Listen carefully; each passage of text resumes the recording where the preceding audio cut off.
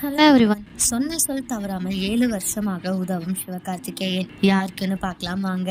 நடிகர் சிவகார்த்திகேயன் தமிழ் சினிமாவில் டாப் ஹீரோக்களில் ஒருவராக இருந்துட்டு இருக்காங்க. அவர் நடிப்பில் அடுத்தது மதராசி, பராசக்தி ஆகிய படங்கள் தயாராகி வருது. அடுத்த 2 படங்கள் மீது பெரிய எதிர்பார்ப்பு இருக்கு. பாரம்பரிய நெல் ரகங்களை மீட்டு மீண்டும் பயிரிட உதவி வந்த நெல் ஜெயராமன் 2018 உடல்நலக் குறைவால் காலமானார். அப்போது அவரது இறுதி சடங்கிற்கான செலவு, அவரது மகனின் படிப்பு செலவு ஆகியவற்றை ஏற்றுக்கொள்வதாக நடிகர் சிவகார்த்திகேயன் கூறியிருந்தாங்க.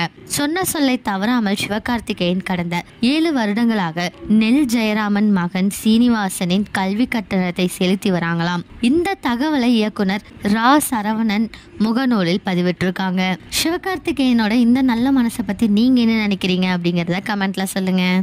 இதே மாதிரி லேட்டஸ்ட் சினிமா நியூஸ் அப்டேட் தெரிஞ்சுக்கணும்னா இந்த சேனலை சப்ஸ்கிரைப் பண்ணிக்கோங்க.